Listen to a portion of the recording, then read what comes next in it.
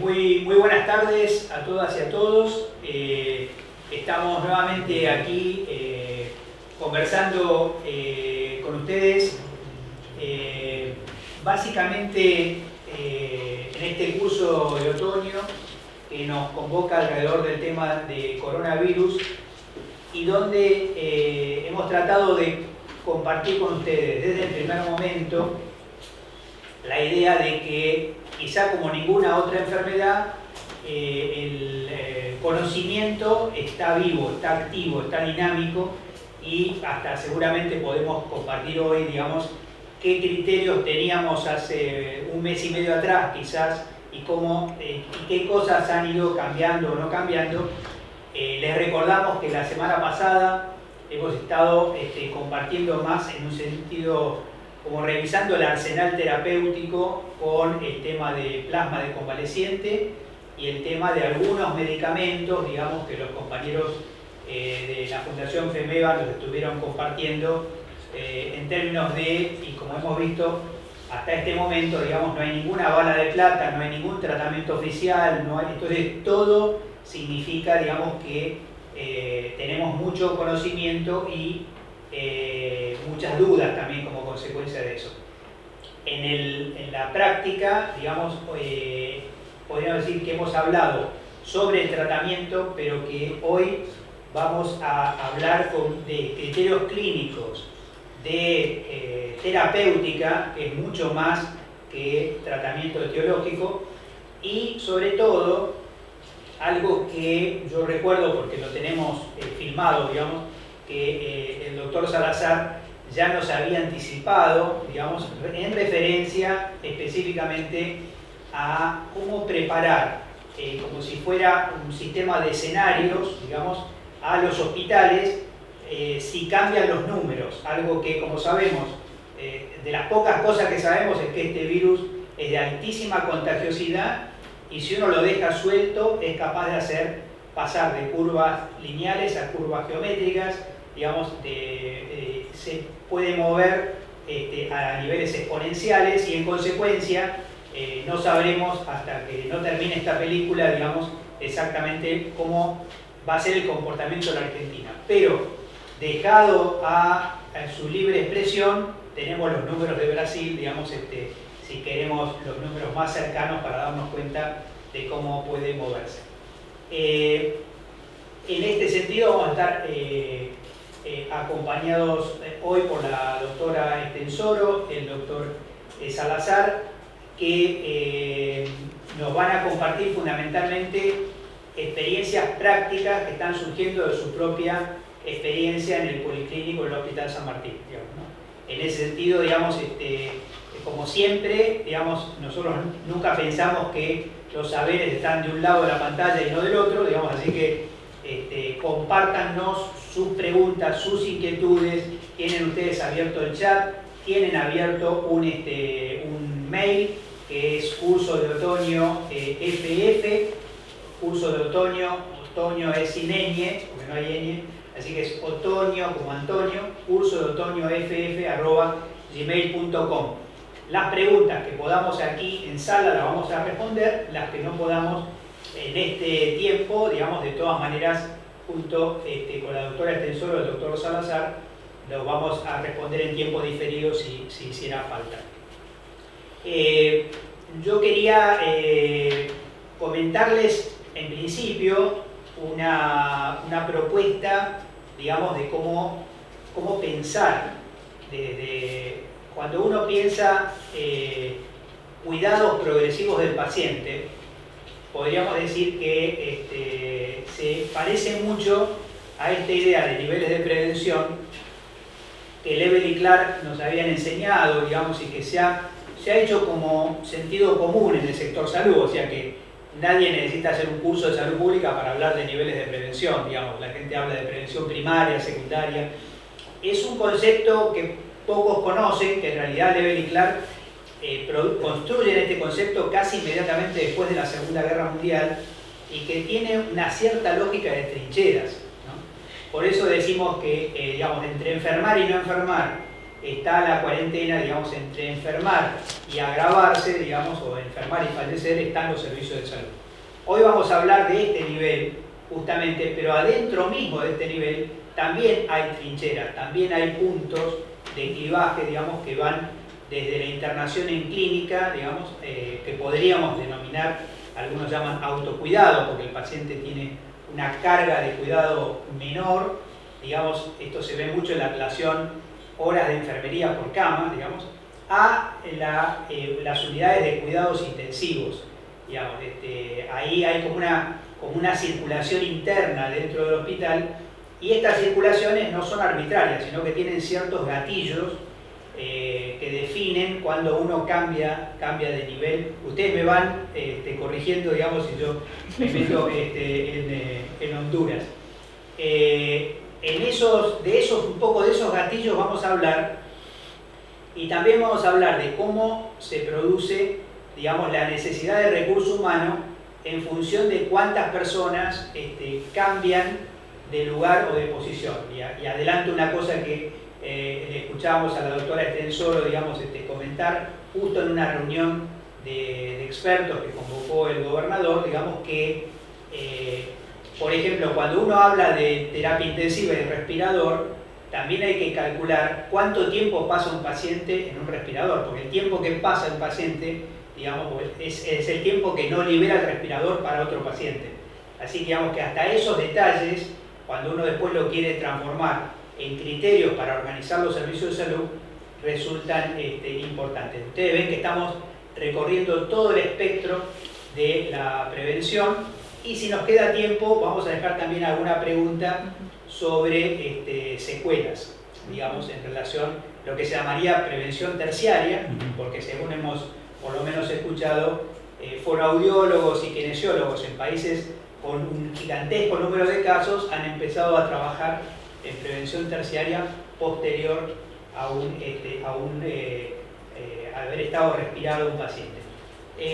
Si le parece, si seguimos un cierto sentido lógico, empezaríamos por lo más simple, por lo clínico, ¿les parece? Entonces yo le voy a pedir al doctor Salazar que nos cuente un poco, digamos, dos cosas. Una es cómo él está viendo, digamos, esta etapa, llamémosla así, de internación clínica, de manejo clínico de los pacientes, pero también tiene un rol, digamos, en la dirección de docencia del hospital, con lo cual también desde hace bastante tiempo ha estado pensando dentro del hospital contingencias y alternativas que obligan a preparar de repente clínicos para una función para la que eventualmente no estaban siendo convocados, ¿verdad? Sí, bueno, muchas gracias por la invitación, Darío. En realidad yo lo que les voy a decir son incertidumbres. En realidad nosotros cuando empezó esto no sabíamos qué hacer. Lo que sí sabíamos es que no podíamos no hacer nada. Parece que ese era el punto central. Teníamos dos ventajas. Una es que sabíamos qué es lo que iba a pasar, y que lo que iba a pasar es que íbamos a tener una triple crisis, una crisis de terapia respirador, una crisis de insumos y una crisis de recursos humanos. Mientras que la crisis de insumos y la crisis de respiradores de alguna forma podía tener relación con disponibilidad, reconversión de producción, etc. La crisis de recursos humanos iba a ser mucho más complicada porque no había tiempo, la epidemia no da tiempo para generar un nuevo recurso humano. Entonces había que transformar el que está. La otra ventaja que teníamos es que es una enfermedad relativamente monovalente, o sea, esto no es una guerra o un terremoto en donde hay que entrenar sobre múltiples habilidades, sino que las habilidades no es que sean simples, pero que están acotadas las cosas que hay que hacer. Y teníamos dos problemas o dos desafíos. Uno es que no podíamos juntar gente, había que hacerlo de alguna forma en que la gente estuviese separada, y ahí daba la duda si virtual o no virtual. Yo creo que no daba para virtual, había que hacer. Y el otro problema es que el hospital tiene que seguir en funcionamiento. Bueno, esto ya se ha visto recientemente, se han publicado el exceso de mortalidad no COVID tanto en Italia como en Estados Unidos y que puede tener en parte relación con la falta de acceso a la salud de lo que viene aconteciendo, porque lo que viene aconteciendo sigue aconteciendo. Para eso nosotros, yendo al punto, a lo puntual de recursos humanos, planificamos 3 etapas.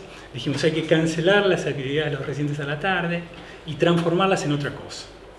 La primera etapa era transformarla en enseñanza puntual del COVID y ahí hicimos como 2 módulos que había que formar gente para la atención del COVID no severo y gente para la atención del COVID severo. Y bueno, por supuesto que había unas residencias que podían ser más transformables, por ejemplo, clínica era fácilmente transformable a COVID severo, mientras que otras, otorrino, ojos, podían soportar lo del consultorio externo. La segunda etapa fue llevar esto a la práctica, o sea, llevar a la práctica. Nos dimos cuenta de que la mayoría de los accidentes en el ejercicio de la salud eran problemas de cambiarse y descambiarse, entonces hicimos una actividad práctica de cambio y descambiado. Ahí aprendimos algo que me parece que debiese aplicarse, es que es mucho menos probable el error si se trabaja de a 2. Me parece que hay que trabajar en parejas, no lo sabíamos, lo aprendimos en ese momento. La tercera etapa es, una vez que todas las residencias de todas las especialidades hubiesen adquirido los conocimientos básicos o no básicos de acuerdo a la especialidad, sí, empezar a que las actividades propias de la especialidad fueran definidas sobre COVID, que se hicieran virtuales, que no hubiera acumulación de gente, pero por ejemplo la residencia de odontología supiese COVID y odontología, gastroenterología, COVID y gastroenterología, que es en lo que estamos trabajando ahora. Ese fue más o menos el esquema de reconversión. Quería aprovechar para hacerte una consulta que seguramente está pasando en otros hospitales, pero que también, sobre todo, ha pasado en otra jurisdicción. No vamos a mencionar cuál porque después los medios nos hacen pelear. Sí. Aparentemente la primera reacción de un residente, digamos, que no es de clínica o que no es de terapia, es, digamos, de por qué estoy aprendiendo esto. ¿Cómo se logró tramitar esa sensación de no vine para esto a formarme aquí, digamos? Sí, en realidad vos sabés que nosotros no tuvimos tanta resistencia. Hubo resistencias puntuales. Yo creo que cuando se explica y cuando en realidad, a mí me parece que la gente joven tenía ganas de conocer sobre COVID, le vino bien la información. Parte del que yo no quiero estar acá me parece que era una reacción por miedo. Yo no estoy, pero no sé, porque no sé qué es lo que pasa una vez que empezás a manejar las herramientas. Y los pocos casos puntuales en los cuales hubo resistencia, yo diría, casi atávica, nosotros creemos que eso no tiene forma de arreglarse, no. Pero explicándole, le mandamos un listado, porque una de las cosas que nos preguntaban, bueno, ¿dónde va cada uno? Se mandó un listado diciendo, bueno, nefrología queda en nefrología porque hay que apoyar el fallo renal. Cardiología queda en cardiología porque se puede presentar como forma cardiovascular, pero además los pacientes cardiovasculares deben estar aislados del resto de los pacientes. Otorrino va a consultorio externo. Incluso alguna gente de otorrino dijo, bueno, pero a mí me gustaría aprender igual lo de respirador y creo que hicieron el curso de respirador. Dice, ojos va a consultorio externo. Odontología, bueno, a aspectos más administrativos. Luego de que pasó eso y que en cada uno empezó a leer de su especialidad, como todas las especialidades están involucradas en COVID, porque no está involucrada solamente ni terapia intensiva, ni clínica, ni emergente, todas tienen aspectos de COVID por 2 relaciones. Uno es por el COVID en sí mismo y el otro es por lo que yo decía, cómo mantenemos los sistemas de salud en la época del COVID para los que no tienen COVID. Así que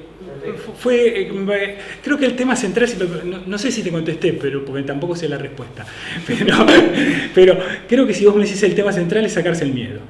Sacarse el miedo es la mayoría de gente entra, el que no entra, no sé tampoco si hubiera sido muy útil. coincidente con algunas cosas que nos están pasando desde aquí, digamos, por ejemplo, que la intervención educativa también termina siendo una intervención como terapéutica, digamos. Sin ningún logrador. La gente le pierde el miedo a lo desconocido y por lo menos sabe con qué se está enfrentando. Hay una, quizá aprovecho casi como si fuera una pequeña, bueno, como se dice, como pequeña chicana, digamos, para preguntarle también a la doctora Estensoro desde la perspectiva de su mirada de terapia. Al principio, Martín nos decía algo como, bueno, relativamente está acotado, relativamente se sabe, digamos, venía un virus previsible en lo que se refiere al tracto respiratorio, debemos decir. Pero luego algunos países, algunas instituciones empiezan a decir es un virus especialista en ataques sorpresa, digamos. Tal cual. Hay una sensación desde la experiencia de terapia de que este virus viene previsible hasta un punto y cambia de repente su trayectoria. Bueno, gracias, muchas gracias por la invitación. Poco digo cómo lo vimos los intensivistas esto, ¿no? Porque la verdad que nosotros, los más viejos por lo menos, en el 2003-2004 tuvimos muy presentes la primera epidemia de SARS, que también empezó en China y que afortunadamente se limitó en Estados Unidos y en Canadá, que fue donde fueron los primeros casos. Y fue muy exitosa la cuarentena y muy estricta allí en ese momento. Pero en ese momento en todos los congresos de terapia intensiva internacional se habló mucho de esto, o sea que ya había un conocimiento previo. Después tuvimos la pandemia H1N1 2009, que también y esa la vivimos intensamente acá. Y fue una gran enseñanza que nos dejó en el servicio porque muchas de las conductas que estamos repitiendo ahora las aprendimos, es decir, las estamos repitiendo justamente porque las aprendimos en el 2009. Había algunas cosas diferentes, por supuesto. Aquel virus, el H1N1, era de mayor transmisión aérea. Entonces, bueno, eso hacía hacer otros cuidados, pero también en ese momento aumentamos nuestra dotación de cama en un 30% más o menos, y tuvimos la experiencia que ahora están teniendo todos y que tuvo Europa hace un tiempo, de que los pacientes caían uno detrás de otro, detrás de otro. Entonces, eso nos entrenó mucho. Y también era distinta esa pandemia en el sentido de que los pacientes que ingresaban a terapia intensiva eran pacientes jóvenes. Y eso hacía que fuera bastante más impresionante, porque la mortalidad fue alta, ¿no? En Latinoamérica estuvo entre el 50 y 60% la mortalidad de los ventilados con H1N1. O sea que existía ya ese gran conocimiento en el cual nosotros nos apoyamos. Entonces, en febrero, ya en enero empezamos a ver nosotros en la literatura lo que pasaba con el nuevo coronavirus en Wuhan, pero ya en febrero la literatura empezó a ser intensa, ¿no? Y para decirlo de alguna forma, y además el virus salta a Italia. Entonces ahí vemos otra cosa, ¿no? Que el nuevo coronavirus era parecido al primer SARS, en el sentido que producía insuficiencia respiratoria grave, con un gran porcentaje de ventilados, pero la diferencia era la gran transmisibilidad. Este virus, como dijo Mario, es terriblemente contagioso, el más contagioso de todos los coronavirus. Es el menos mortal de los tres, porque el SARS aparentemente da una mortalidad mucho mayor, el 40%, y ni que hablar del síndrome respiratorio del Medio Oriente, que eso se muere el 60%, menos mal que ese es poco transmisible. Pero el que está haciendo la pandemia es el SARS-CoV-2, y esa es la gran característica. Entonces nosotros pensamos, bueno, vamos a tener que adaptarnos a un virus que provoca insuficiencia respiratoria aguda, que tiene una tasa de ventilados de los que ingresan a terapia intensiva entre el 50 y el 90%, lo sabemos ahora, ¿no? Gracias a la profusa literatura. O sea, la diferencia es que va a venir masivamente, mucho más masivamente que todo lo que lo precedió. Y también en febrero tuvimos también dentro de la red de investigadores latinoamericanos, del cual hay uno que no es latinoamericano, que es de Milán, casualmente, y otro español, ya nos dijo a mediados de febrero, así, muchachos, esto es serio, no tenemos dónde ponerlo, tuvimos que aumentar en un 100% nuestras camas y aún así y nos mandaban fotos de todos los pacientes ventilados en decúbito prono, que como nosotros sabemos es una de las medidas coadyuvantes más eficaces para tratar lo que llamamos hipoxemia refractaria, ¿no? Es decir, el paciente que por más que está ventilado, con alta fracción inspirada de oxígeno, etcétera, etcétera, igualmente sigue hipóxico. Entonces nos mandaban esas fotos de decenas de pacientes boca abajo. Y yo, bueno, esto es serio. Febrero, ¿no? Febrero, donde nosotros estábamos en medio de la pandemia de... epidemia de dengue. Una pregunta Sí. para aclarar. Sí. La idea del paciente, porque lo hemos visto, Sí. digamos, y te lo hemos escuchado, la idea de pacientes en terapia boca abajo, ¿era excepcional hasta ese momento? No era excepcional. Es la forma que tenemos de tratar la hipoxemia refractaria. Nosotros, el primer paciente que programamos fue en 1999, por eso me acuerdo. Lo que sí es uno puede tener 2 pacientes internados en una terapia de 15 a 20 camas. Aquí uno que veía era fotos, ¿no?, de todos los pacientes, así, lo cual eso implica que es una insuficiencia respiratoria aguda, grave, refractaria a ciertos patrones ventilatorios, bueno, que no voy a entrar acá porque son demasiado técnicos, ¿no? Pero eso es lo que nos mostraba. Y como insisto, este conocimiento en medio acá de la epidemia de dengue. Entonces, no había entrado demasiado la idea del significado de esta pandemia en ese momento, en febrero ni en marzo. Además, estamos en medio de un cambio de administración, digamos, la verdad que, nunca hay un buen momento para una pandemia, pero ahí se habían juntado un montón de cosas, ¿no? Pero hubo una reacción rápida y la comprensión de que el mayor problema no era tratar a estos pacientes, porque, bueno, nosotros estamos acostumbrados a tratar este tipo de pacientes, sino la masividad. La masividad. Entonces, rápidamente hubo reacción. Si vamos a hablar de la provincia, esto es bien conocido, ¿no? Se duplica el número de camas, ¿no? Hay una adquisición de respiradores, de monitores, de una forma como nunca se dio, porque lo que uno había vivido hasta este momento, yo hace 21 años que soy jefe de terapia intensiva, es equipamiento, yo diría, fásico, ¿no? Entonces, por ahí se equipaba 1 o 2 terapias intensivas, compraba el Ministerio de Salud de la provincia o de la Nación, algo, no sé, por ahí compraban 100 respiradores y lo repartían. Ahora, lo diferente fue, acorde a la masividad de la situación, que todas las terapias intensivas se reequiparon.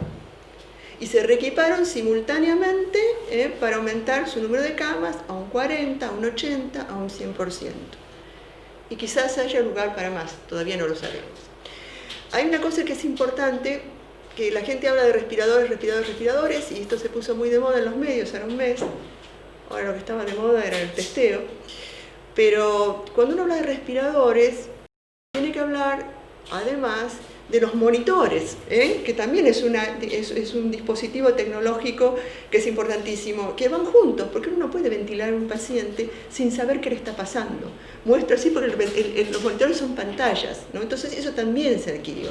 Y la tercera cosa que nunca se piensa, que el respirador es una cosa, pero el respirador, además, es una máquina que puede durar 10 años, pero hay toda una serie de dispositivos descartables, que la mayoría son importados, y pensemos entonces en la escalada del dólar, ¿no?, que triplicaron o cuadruplicaron su precio en este tiempo, estos últimos yo diría 4 meses, ¿no?, que también son necesarios, tubuladuras, filtros, narices artificiales, o sea que la provisión fue gigantesca para todo esto, gigantesca, ¿no? Entonces, bueno, esa fue la preparación en cuanto a lo tecnológico, respiradores, monitores, y por supuesto el recurso humano al que se refirió Martín. En eso, digamos, tenés una experiencia muy prolongada, especialmente además transversal, con ustedes en la SATI que has presidido. Sí. ¿Ha habido, en algún momento hubo manifestaciones como que, digamos, el terapista era casi literalmente un artista cuya preparación, digamos, requería una enorme cantidad de tiempo, lo cual, por supuesto, coincidimos. Ahora, uno puede imaginarse en esto, en una lógica de recurso humano, que supervisando, digamos, con profesionales clínicos ¿el resultado puede ser igualmente eficaz? Yo no sé si igualmente eficaz. Claro, hay que medirlo para saber esto, ¿no? Hay que medirlo, ¿no? Eso no lo podemos saber. Pero es algo que a la que la realidad te lleva. Nosotros no nos llevó todavía, pero nosotros tenemos reportes de cuestiones que han ocurrido en Italia y hasta en Estados Unidos, ¿no? Que dice, bueno, residentes de psiquiatría siendo controlados por intensivistas, porque claro, llega un punto que la magnitud de casos hace que sea imposible que un intensivista los vea todos individualmente. Entonces, esto pasó en el mundo.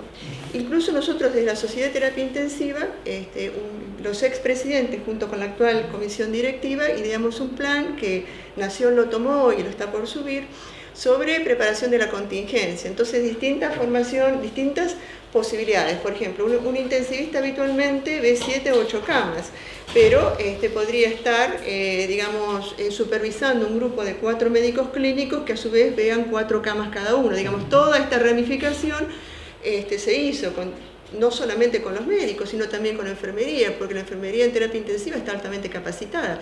De hecho, hay una residencia de enfermería en terapia intensiva, hay una carrera de enfermería en terapia intensiva. Entonces, estas enfermeras que están altamente entrenadas y capacitadas, también hay planes para que tengan a cargo 2 enfermeras que también tengan algo de experiencia, o 4 enfermeras sin experiencia, en fin, todo esto se va multiplicando de forma exponencial. Se me ocurre entonces una pregunta que es, Martín nos hablaba de la capacitación necesaria de los clínicos para, digamos, asumir determinadas funciones en terapia, y de los no clínicos, los otros residentes, para asumir funciones clínicas. Ahora, también podríamos decir así, supervisar es una competencia que hace falta adquirir. No es lo mismo hacer que aprender a supervisar. Hay algo también en la formación de los terapistas para ese escenario, en términos de cómo supervisar profesionales. Yo te diría que no de forma específica, es un poco que la realidad te lleva a eso, pero hay cierto ejercicio, porque los residentes de terapia intensiva supervisan a sus residentes más noveles. Los jefes supervisamos a los médicos de planta, o sea que hay un ejercicio, digamos, de eso, ¿no? El hecho de que terapia intensiva es una especialidad realmente que trabaja transversalmente con otras, no solo con otras especialidades, con otras carreras, como enfermería, como kinesiología, incluso farmacia. Nosotros hacemos pasajes de sala realmente con múltiples especialidades. Entonces, ahí se adquiere cierto ejercicio de la supervisión, que bueno, que para esto, que yo creo que se adquiere de forma, ¿qué te podría decir? Natural, casi por ósmosis, porque no se enseña como tal, pero se adquiere. Y bueno, y que sirve, ¿no?, en esta situación.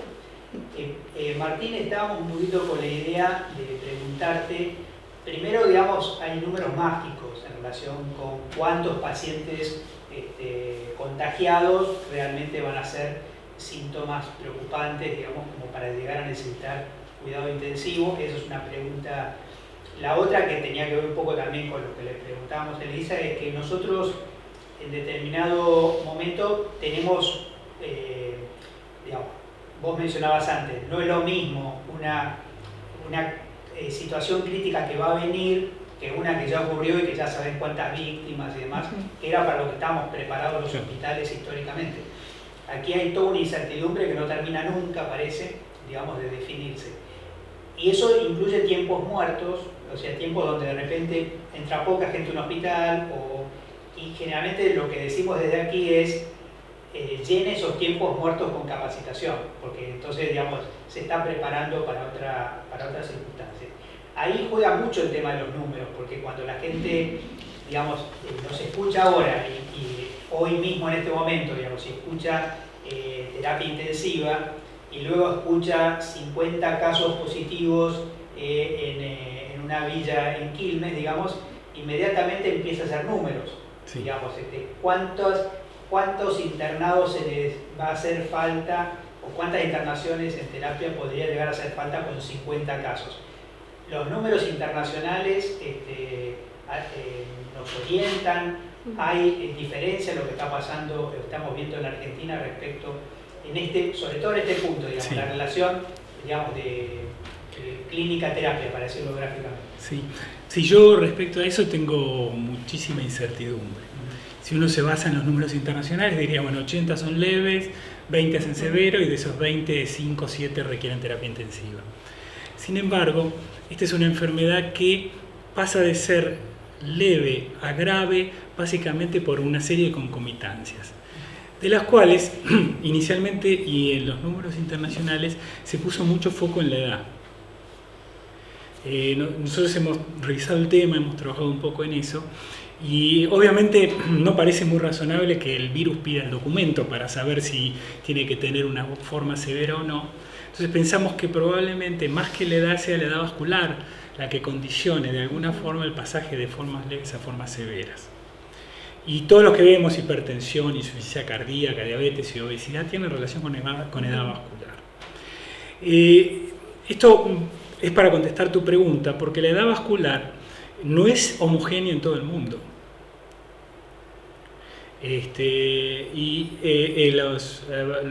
Las zonas en las cuales hay inconvenientes sociales, las zonas en las cuales hay pobreza, el control de los factores de riesgo durante muchos años previos es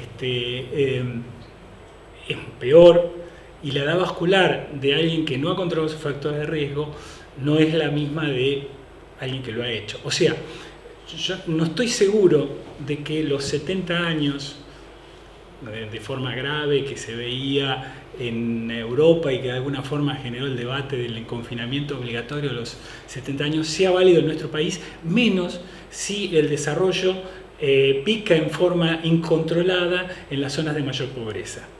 Zonas de mayor pobreza, es probable que alguien de 40 o 50 años de zonas de pobreza en la cual no controló su factor de riesgo por múltiples hechos, tenga una edad vascular que lo condicione de formas severas. Con lo cual, no sé si nosotros podemos aplicar hoy los números internacionales y creo que tenemos que estar generando nuestros propios números.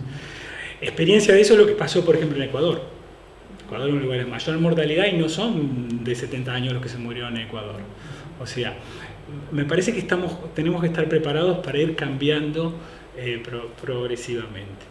Y los criterios sí, que me parecen tremendamente interesantes porque lo tengo muy presente. Hubo un momento dado desde la OPS, digamos, pude participar un poquitito en eso.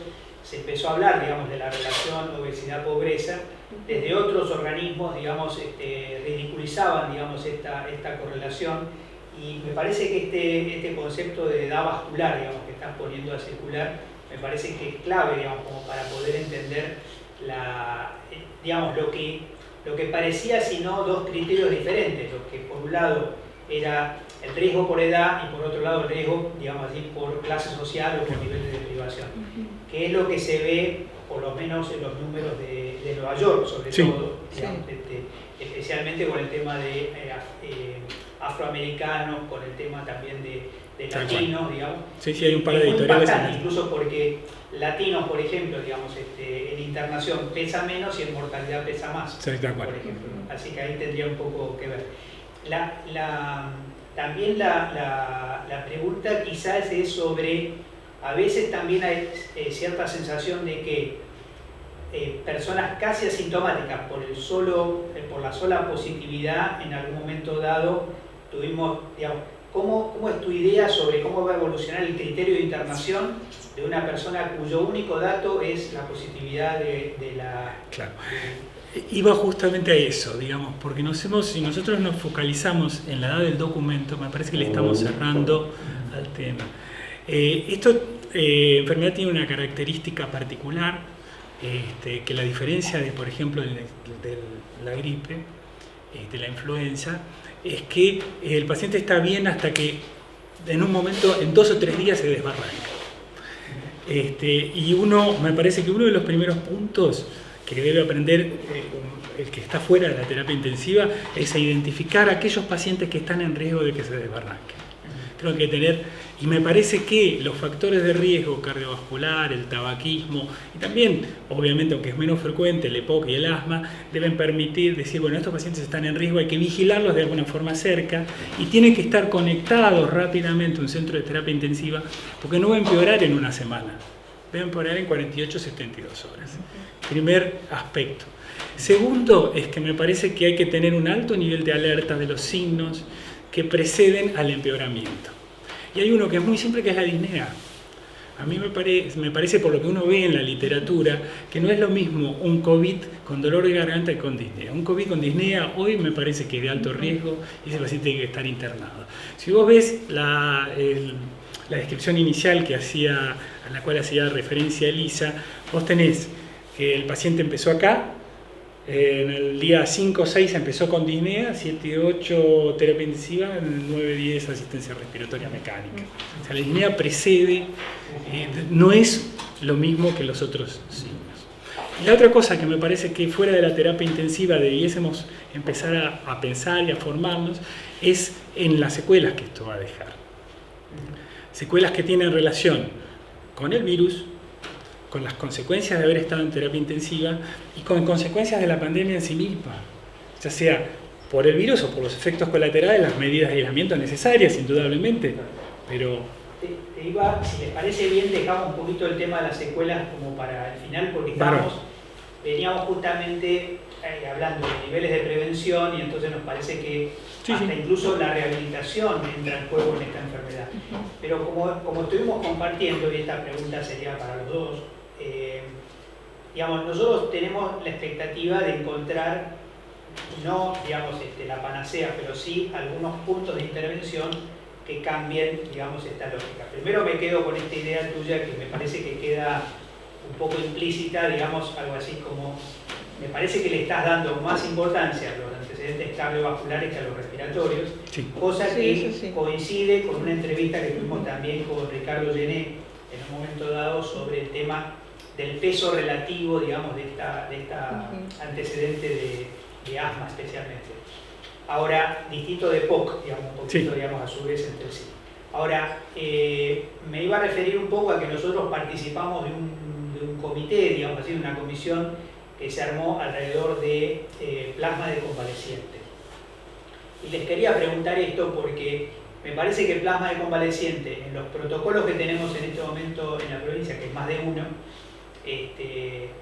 yo estoy viendo, digamos, desde quien lo mira como casi como un tratamiento compasivo en el in extremis, digamos, quien lo ve como la oportunidad en el momento del salto digamos, de clínica terapia, por decirlo gráficamente, y quien lo ve en factores de riesgo, digamos, como una terapéutica precoz, digamos, siempre lo he escuchado como coadyuvante y no como tratamiento único. Es un digamos, ¿de qué manera están evaluando ustedes o qué expectativa perciben, dado que recién estamos recolectando y teniendo los primeros pacientes, qué expectativa tendríamos sobre hasta qué punto plasma de convaleciente puede cambiar un poco este panorama? Bueno, a mí me parece que habría que afinar bastante la puntería, para decirlo de forma un poco metafórica, ¿no? Sobre qué paciente se va a aplicar, porque es un recurso que es finito. Entonces, yo entiendo a veces la angustia y la ansiedad de algunos médicos tratantes y de algunas familias, pero a mí me parece que utilizarlo en estadios avanzados de la insuficiencia respiratoria, o sea, cuando un paciente lleva varios días ventilado, no tendría mucho sentido, porque ya el mecanismo por donde podría llegar a actuar el plasma de convaleciente, que es en la etapa de reproducción viral, ya estaría pasado. Lo que uno en los pacientes en estadios avanzados, la gran parte del daño es por los mecanismos de inflamación exacerbados, entonces ya ahí el plasma no tendría mucho sentido.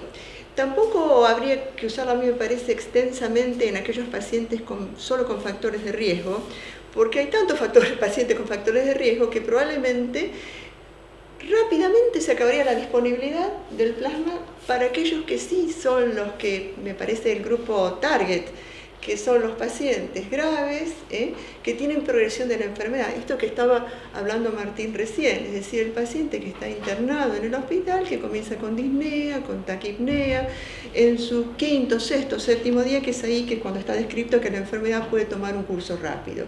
Entonces me parece que si es efectivo el plasma de convalecientes, sería en esa etapa lo más racional. Digo lo racional porque en realidad no se sabe, ¿no? Si sirve o no sirve, pero uno tendría que ajustar, ¿no?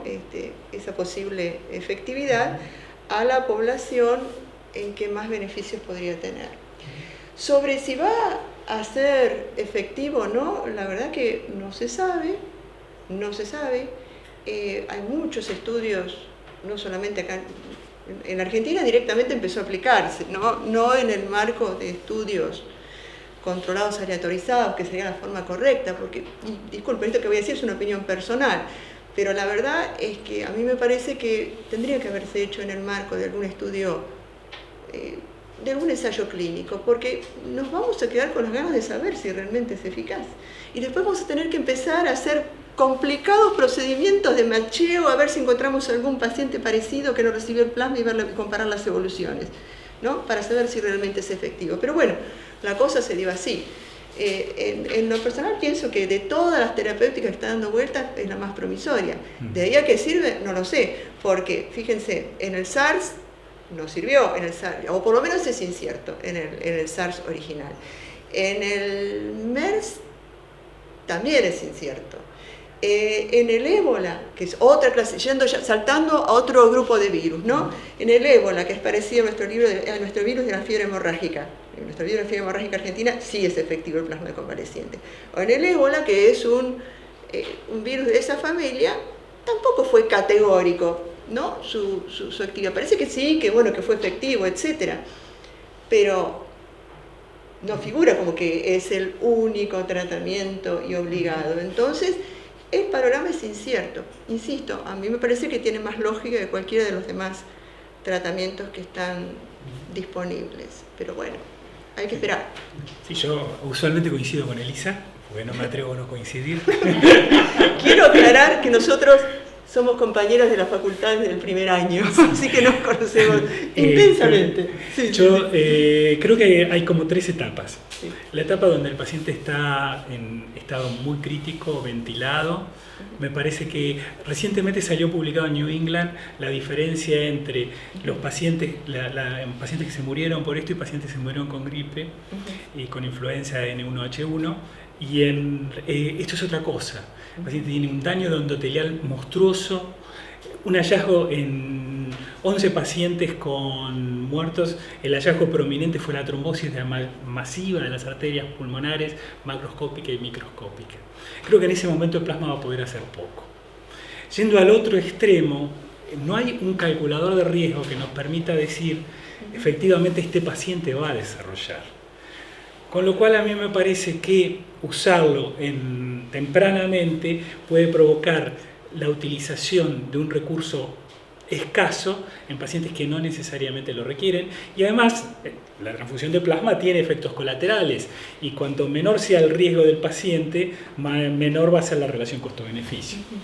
Así que a mí me parece que la ventana terapéutica es en el paciente que empieza con disnea, y antes de que entre a terapia, antes de que se ventile, uno podría decir, bueno, el primer día o los primeros 2 días de ventilación.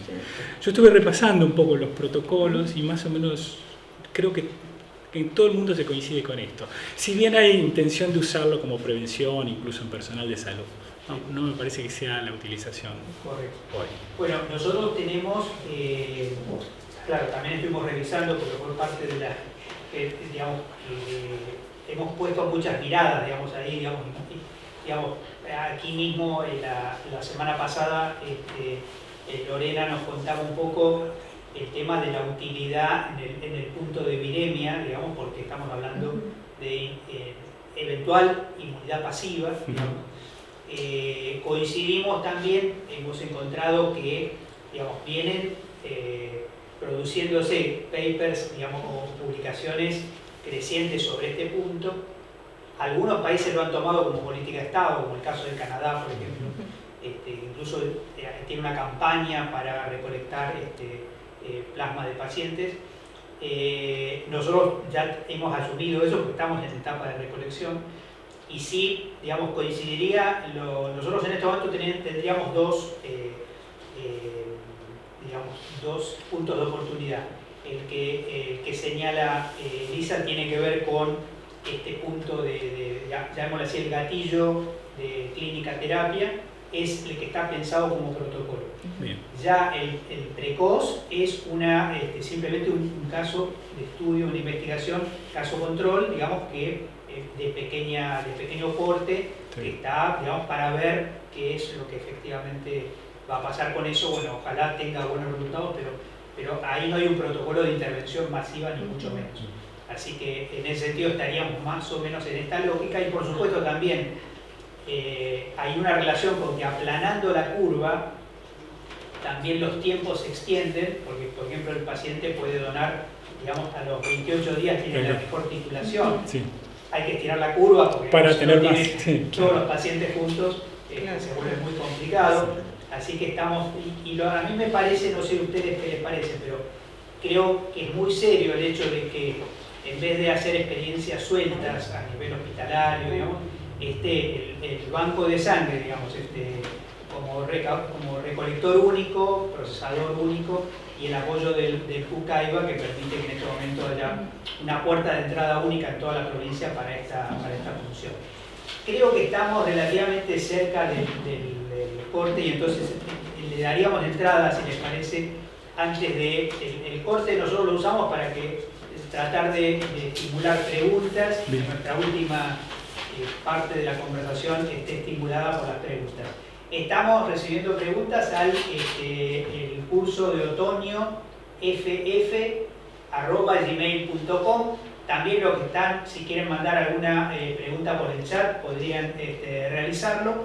Y nosotros, como última digamos, pregunta interna, después, si nos da el tiempo, seguimos con preguntas de ustedes y nuestras. Sería específicamente Martín había entrado un poquito en eso, que es el tema de la meditación o de los riesgos de secuela en esta enfermedad, ¿verdad? Sí, creo que es un tema para el cual tenemos que estar preparados y creo que es para el que es necesario planificar una capacitación de múltiples especialidades. Porque acá pueden pasar varias cosas. Primero, el virus provoca daño cardíaco.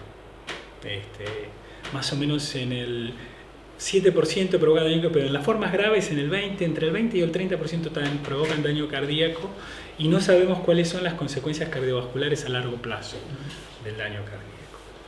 En segundo lugar, si el paciente está ventilado, la ventilación mecánica, por más que se haga, provoca daños, eso mejor que hable Elisa, porque lo sabe mucho mejor que yo, pero va a provocar daños y el paciente puede quedar con una capacidad funcional respiratoria limitada o con secuelas traqueales. Y en tercer lugar, nosotros estamos en un estado de emergencia. La cuarentena provoca ciertos grados de desorganización social y es conocido ya, Yusuf hace unos años publicó que las tasas más altas de enfermedades cardiovasculares y mortalidad por todas las causas se observaron en Europa después de la caída de la Unión Soviética. El hecho de la desorganización social trae una serie de complicaciones para las cuales tenemos que estar preparados. Además, la angustia del virus, el aislamiento, trae una serie de consecuencias psicológicas que son factores de riesgo para mortalidad cardiovascular y mortalidad por todas las causas, inactividad física, horas sentadas mirando televisión, hay muchísima evidencia. Yo creo que tenemos que estar preparados para que si todo sale bien y combatimos el virus, tengamos una segunda ola de enfermedad relacionada con las consecuencias del virus y con las consecuencias de nuestros tratamientos. Necesario, no está en discusión eso, pero quiero decir que tenemos que estar preparados y no cerrar los ojos porque esto puede acontecer. Estaríamos por... No, me olvidé de sacármelo. Pero digamos, estaríamos por la misma idea, Elisa, con respecto al tema de Sí. Yo lo Sí, pongo lo comento. en positivo en el término de también necesidades de rehabilitación, ¿verdad? Sí. Ojalá se dé eso, les voy a contar la experiencia nuestra. En realidad ya hace unos años se empieza ya a hablar de las secuelas de terapia, post-terapia intensiva, se llama síndrome post-ICU, es así, tiene un nombre. Y ya hace 6 años que en nuestro servicio funciona un consultorio post-ICU, así se llama. Incluso nosotros hemos trabajado esto, hemos publicado y se ha hecho un estudio multicéntrico de la Argentina sobre esto. Seguramente a los pacientes COVID les va a pasar lo mismo que a todos los pacientes que están internados en terapia intensiva durante un largo tiempo, ventilados, con altas dosis de sedación y analgesia y con múltiples episodios de shock y de infecciones, ¿no? Vinculadas a infecciones intrahospitalarias, ¿no? Entonces, estos pacientes requieren y muchos de ellos intubados durante mucho tiempo y algunos traqueostomizados. Entonces, a largo tiempo estos pacientes requieren un seguimiento que también se da por muchas especialidades, que es lo que estamos viendo, ¿no? De hecho, en realidad lo que habitualmente se hace con los pacientes post-terapia intensiva es primero una evaluación global a través de cualquiera de los scores de calidad de vida, que siempre que se ve que están terriblemente afectados, y luego cuestiones puntuales, ¿no? Sobre, bueno, que van desde las capacidades para deambular, para comer, para volver a su trabajo, para volver a su estudio. O sea que hay una cuestión ahí multifactorial que se estudia, ¿no? Es una cuestión global. Ahora, ¿qué pasa con estos pacientes? Todavía no ha pasado el tiempo suficiente, ¿no? Como para que evaluemos las secuelas, porque una vez, yo esto lo comenté en una reunión que estuvimos juntos, en general las secuelas empiezan en el síndrome post-terapia intensiva, se hablan a los 3 meses, a los 6, a los 12 y ahí hasta los 4 o 5 años. Entonces recién en China acaban de pasar, estarán por los 3 meses, así que todavía no hay una descripción, pero no hay ningún motivo para pensar que esto sea diferente. Pero el gran trastorno de los pacientes post-terapia intensiva es lo neuromuscular, es decir, la debilidad muscular, que tiene múltiples etiologías, que es lo que son vinculadas a lo que decíamos recién, ¿no? Fundamentalmente la sepsis, el shock, el tema de la inmovilidad en los pacientes con sedación y analgesia, y también toda una serie de trastornos que son psicológicos o psiquiátricos vinculados a la sedación y la analgesia prolongadas, a los episodios de hipoxia que tienen impacto obviamente, ¿no? En la función cerebral, al síndrome de estrés postraumático, que está claramente vinculado a la estadía en terapia intensiva, y algunos pacientes quedan con más o menos un 30%, ¿no? Quedan con un síndrome de estrés postraumático crónico, ¿no? Muchos tienen a los 3 o a los 6 meses, pero eso va disminuyendo con el tiempo. Pero hay un grupo que queda, porque les recuerdo que el síndrome de estrés postraumático es un síndrome que se da en aquellas personas que pasan por situaciones límites en su vida, ¿no? Por ejemplo, en desastres como las inundaciones, los terremotos, en las mujeres las violaciones, grandes accidentes, y también la internación en terapia intensiva tiene para muchas personas ese tipo de impacto. Entonces está estudiado hace muchos años, ¿no? El síndrome de estrés postraumático. Y bueno, todas estas cosas van a pasar seguramente, pero en cantidades masivas, ¿no? Bueno, vamos a hacer aquí un intervalo. Yo sí quisiera comentarles, porque tenemos justamente, digamos, hemos abierto el curso de otoño fundamentalmente para todos y para todo el equipo de salud, digamos, que uno podría hasta preguntarse, bueno, si estos saberes son muy específicos, si solamente... Y yo quiero, porque en realidad, digamos, porque no son cosas que no imaginaba escuchar, porque hemos tenido la oportunidad de trabajar y ya de escuchar, incluso con algunos materiales que tenemos filmados con Martín y con Elisa, digamos, sino que, digamos, no tendría sentido de realidad si nosotros no hablamos de estas cosas, hablar de COVID.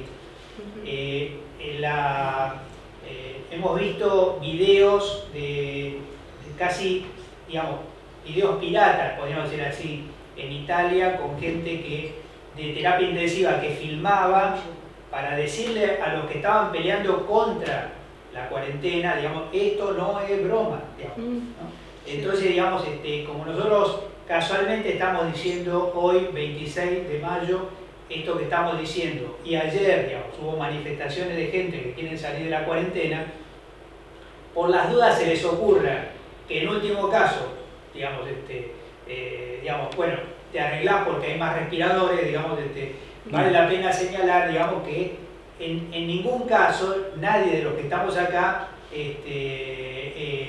digamos, podríamos decir, no tenemos la secreta esperanza de que una parte de la infraestructura que se ha ampliado en la provincia no se utilice. Digamos. O sea, nuestra esperanza es que, digamos, no haga falta. Digamos. Están por si hace falta, pero al mismo tiempo tenemos la secreta esperanza de que no haga falta esa infraestructura. Al regreso vamos, por lo menos, además de las preguntas que ustedes nos puedan hacer llegar, vamos a dejar dos preguntas, como se hacen en los programas de televisión, digamos, dos preguntas que me parecen interesantes para ponerle también una curiosidad científica. Y esto, acá tenemos un poquito una mirada también desde la pediatría, que tenemos la sensación de que el COVID nos dejó un poquito afuera, pero ahora no, digamos. Si este porcentaje de casos cardiovasculares ayudaría a pensar un poco esta sorpresa de que ha aumentado la enfermedad de Kawasaki, digamos, en Europa, una enfermedad que siempre sospechamos que tenía que ver con un virus que luego nunca se descubría. Y acá parece que por lo menos estadísticamente está asociado. Y la otra, para ponerle también un tono optimista, digamos, a la cuarentena, es que se ha reducido una de las causas frecuentes de uso de terapia intensiva. No me responda ahora, digamos, cuál es esa causa. Vamos a pasar un pequeño separador que les va a llamar a ustedes la atención, que es, digamos, la nueva estructura del Ministerio de Salud, que fue aprobada la semana pasada por decreto 413-2020. Ahí ven ustedes los nuevos nombres y los directores, digamos, los subsecretarios y el ministro, digamos, la nueva estructura del Ministerio de Salud. Estas son las 4 subsecretarías, las dejamos en pantalla por unos 3-4 minutos y al regresar, digamos, esperamos tener más preguntas de ustedes para el último bloque, nuestros 25 minutos finales, aquí en nuestro curso de otoño sobre coronavirus, la búsqueda permanente de mejores prácticas.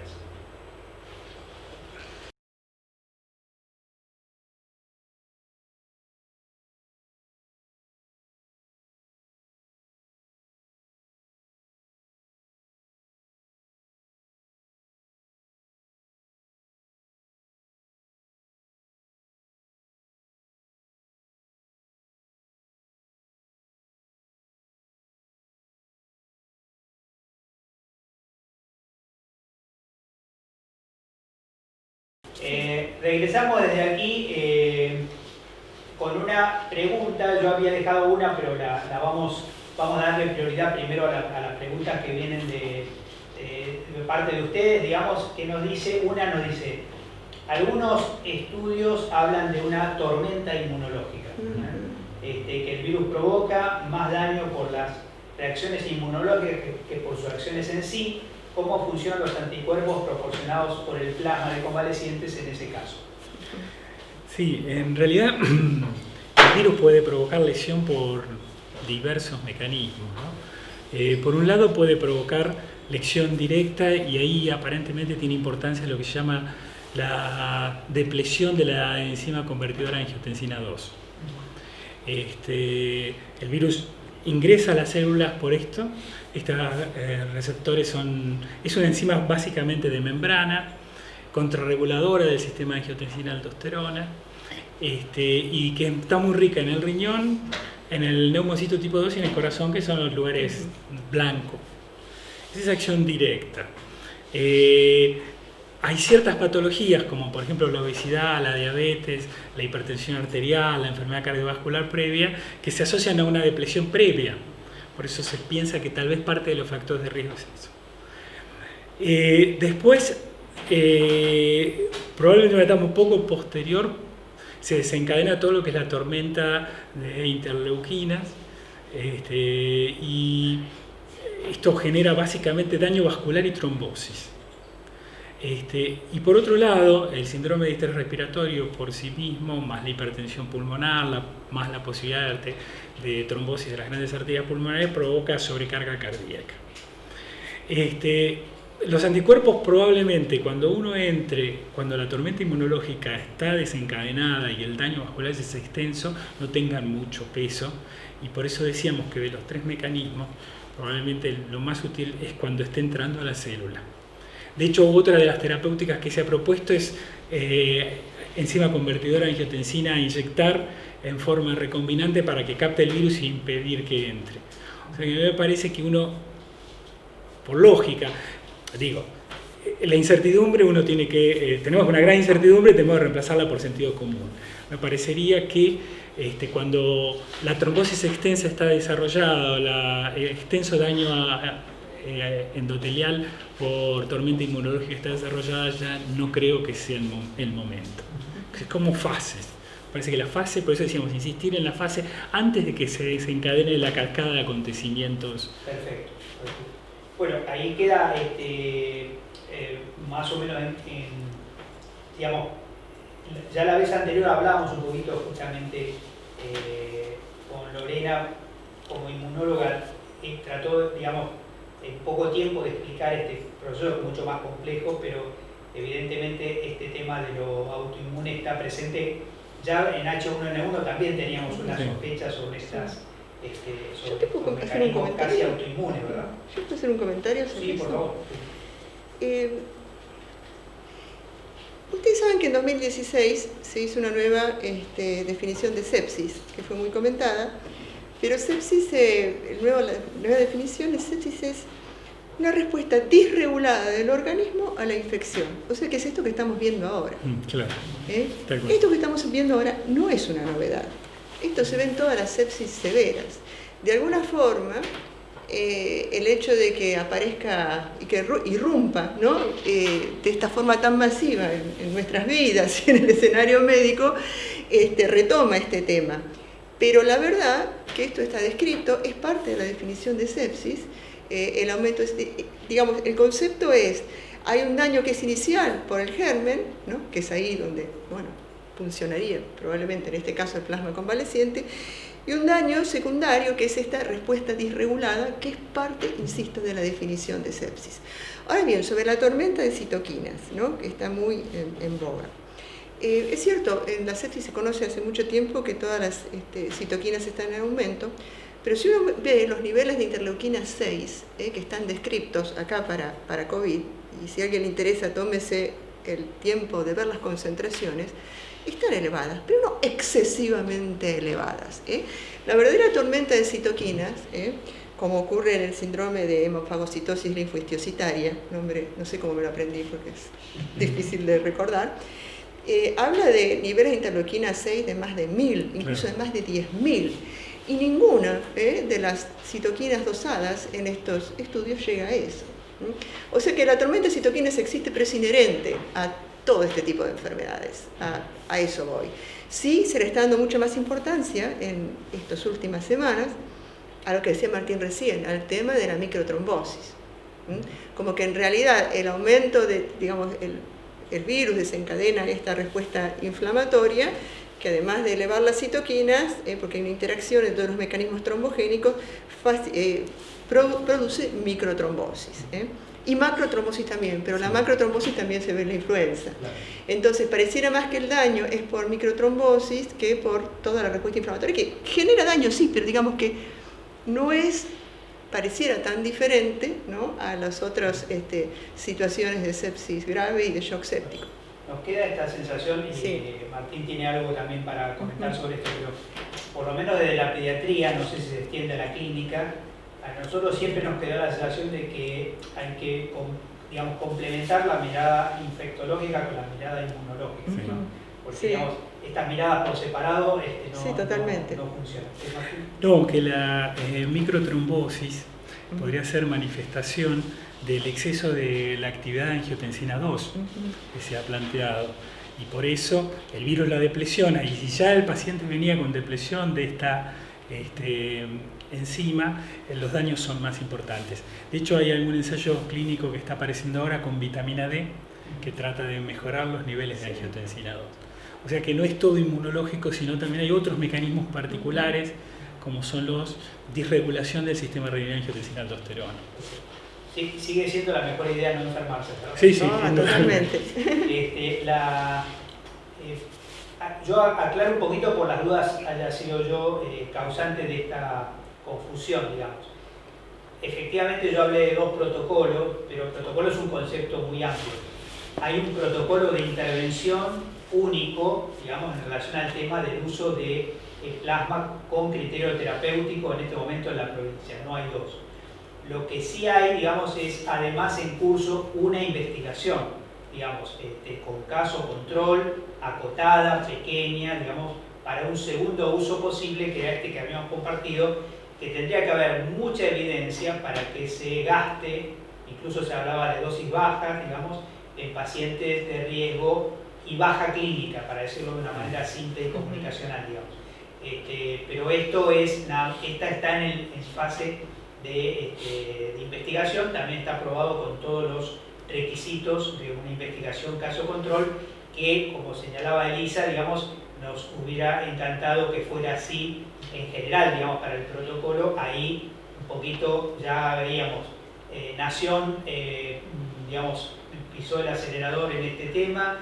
Hay muchas instituciones en Ciudad de Buenos Aires que lo están utilizando, y la provincia, con la evidencia disponible, tomó este camino también, digamos, con la evidencia disponible hasta este momento. Hay trabajos a favor y no daba la densidad para lo que se llaman los estudios Cochrane, que son de metaanálisis, digamos, donde podría decirse definitivamente funciona. Sí, efectivamente, si tuviéramos evidencia mundial convalidada, digamos, entonces hasta incluso la investigación sería innecesaria. Claro. En este caso no es así, y es una decisión que se ha tomado desde el Ministerio de Salud de la Nación, que ya ha mandado un protocolo con estrategia, y la provincia tiene también sus propios protocolos. Anabel nos pregunta, digamos, si ya existe algún protocolo para el alta de terapia intensiva. O sea, nos pregunta si hay pacientes post-UTI, el seguimiento domiciliario, qué tipo de protocolo establecen, por ejemplo, rehabilitación. Se trabajó con el referenciamiento, me suena raro la palabra, pero digamos, el tema, me imagino yo que un paciente puede estar internado en el San Martín, pero no Sal de la Plata, por ejemplo, digamos. Se me ocurre que este es el entiendo, sentido de la pregunta, ¿no? Bueno, yo les comento, ¿no? Todavía no dan los tiempos para hacer el síndrome post-UCI, porque recién está empezando aquí. Ni siquiera han dado los tiempos mundiales, como también comentamos, porque recién está terminando en China, y como decíamos, en general, lo que se hace en los estudios de secuelas es, al alta del paciente, se llena un cuestionario sobre calidad de vida, hay distintos scores, y se tienen, generalmente el más usado es el EQ50, que es el Eurocol, porque además es gratuito, tiene esa ventaja, y se sigue en el tiempo, ¿no? Pero lo que nosotros, yo digo, de la Sociedad Argentina de Terapia Intensiva, ¿no? Estamos llevando a cabo un protocolo se llama SATI coronavirus, en los pacientes ventilados. Pero uno de los derivados de ese protocolo es el SATI coronavirus S, que es secuelas. O sea que nosotros lo tenemos planificado para seguir en el tiempo. En los pacientes ventilados, que son los más afectados, después se los va a seguir en el tiempo, habitualmente con estos esquemas que estoy diciendo, ¿no? A los 3, a los 6 y a los 12 meses. Lo bueno que está validado muchos de estos cuestionarios están validados para hacerlos de forma telefónica, entonces sin que el paciente se desplace, se puede seguir en el tiempo. Y les voy a decir la dificultad que hemos tenido con la rehabilitación en los pacientes que se han ido de alta en nuestro protocolo previo, como les comenté, ¿no? De calidad de vida. La verdad que los sistemas de rehabilitación no están bien desarrollados en la Argentina, sobre todo en el sector público. Prácticamente no hay. Esa es una deuda que tiene el sector público, me parece, con la población. Esperemos que que el Hospital del Dique pudiera crecer en este sentido y transformarse en un gran centro, porque la verdad que hemos tenido muchas dificultades para referenciar, que es lo que preguntan, a los pacientes, cuando, digamos, eso significa que cuando los pacientes vuelven a su domicilio, tener algún lugar adecuado en el cual efectuar la rehabilitación motora, y ni hablar de la cognitiva, porque casi no hay de eso, casi no hay. Hay algunos lugares en la Cava nada más. Entonces, la verdad que es un buen, me parece que sería un buen programa para llevar a cabo una vez que la provincia lo tomara, ¿no? Una vez que esto terminara, porque beneficiaría no solo a los pacientes post-COVID, sino a todos los pacientes, ¿no? Cuando, con el tiempo, ¿no? Todo lo que se instala beneficia a todos, porque digo, estos respiradores que ahora adquirió la provincia, bueno, son para COVID, pero en general la vida media de un respirador son casi 10 años. O sea, cuando termine, ¿no?, la pandemia, va a haber cientos de pacientes que van a seguir utilizando todos estos recursos. Entonces, bueno, ojalá también dejara, digamos, sitios de rehabilitación, ¿no?, para todos los pacientes esto. Qué buena, digamos, qué importante el tema de cómo pensar también cómo se repiensan las profesiones, porque digamos, en el caso de, bueno, estábamos hablando de de kinesio, digamos, pero que a mí me impactó mucho también, como mencionaban, el tema de fonoaudiología, sí. El tema de, digamos, uno orgánicamente no piensa en la subjetividad del paciente, el peso que tienen las cuerdas vocales, digamos, pero literalmente hablando, sí. tiene un impacto subjetivo muy fuerte. ¿Te puedo decir otra profesión? Sí, claro. Otra profesión es terapia ocupacional. Sí. Que tiene que hay una residencia de terapia ocupacional. Entonces, la verdad que para nosotros en la unidad de terapia intensiva, los residentes de terapia ocupacional han sido espectaculares, sí, claro. Porque ellos están empezando a hacer algo de rehabilitación cognitiva, incluso dentro de terapia intensiva, y después lo siguen a los pacientes. Entonces, uno piensa terapia intensiva, terapia ocupacional, que tienen que ver, y sin embargo hacen un trabajo espectacular. Entonces, esa es otra profesión que en parte digamos, en esta cuestión multidisciplinaria, como es la medicina en la actualidad, que cobra un valor impresionante. Aprovecho para hacer una pregunta porque me vino un poquito ahora a la mente algo que les escuché previamente. Si uno, digamos, hay una intervención específica dentro de todo este juego, que es el tema, digamos, de la intubación de un paciente, digamos, ¿no? Y ustedes saben, yo les he escuchado un poquito también el tema de decir qué profesiones y especialidades, digamos, por fuera de terapia, también tienen el expertise en relación a esto, porque me parece que a veces cuando nos piden a veces disponibilizar videos y demás, digamos, una de las cosas que se vio en Estados Unidos es que, digamos, no es algo que se aprende con un video, podríamos decir así. No. ¿Qué especialidades, qué otras especialidades, digamos, o eventualmente otras profesiones podrían ayudarnos en este caso? Sí, yo puedo hablar un poco de lo que tenemos en el hospital. Primero, una reflexión. Estos pacientes tienen que intubarlo el que mejor lo haga. Absolutamente. Y tempranamente.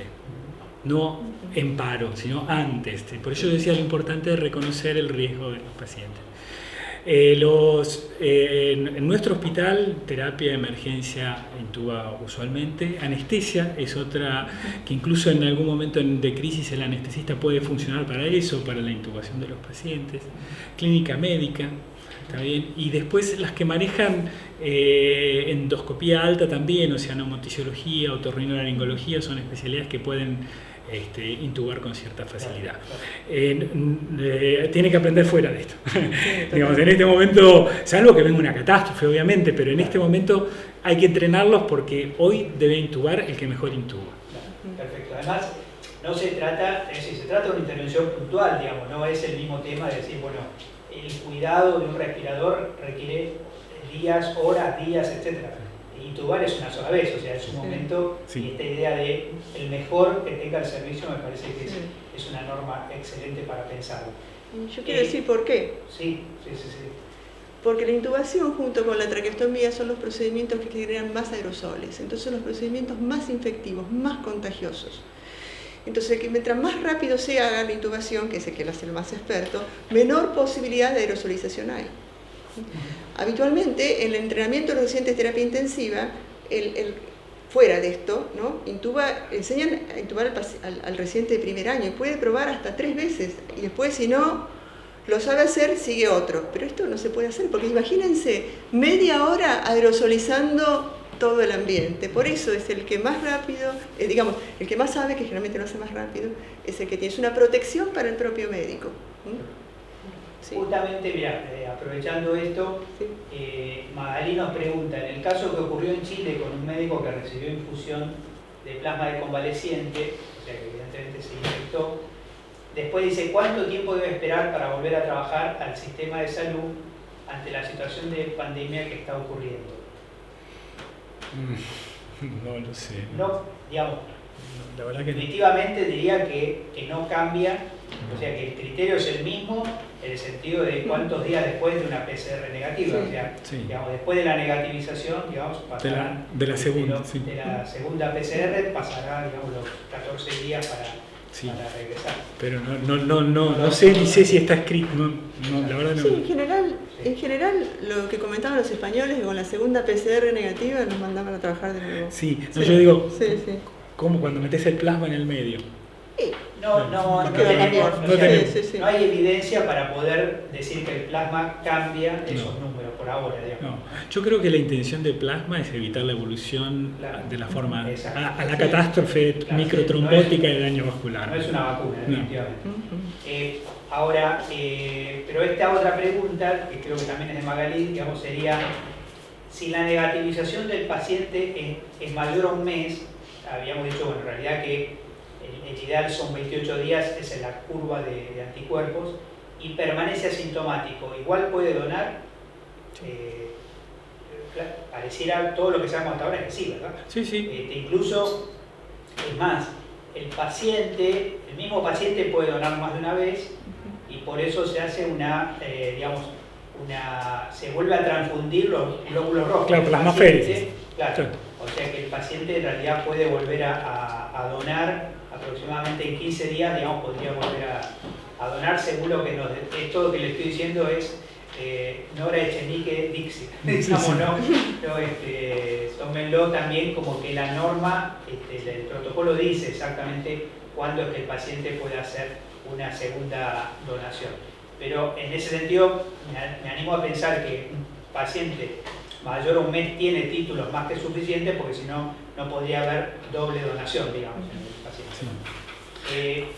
Bueno, nos va a quedar alguna pregunta, pero les dejaríamos abierto para un comentario final, si nos quiere hacer cada uno, digamos, como para dar un cierre al día de hoy. Yo más del comentario final, entre paréntesis, me parece muy loable que el tema del plasma se haya tomado... gracias. Lo haya tomado...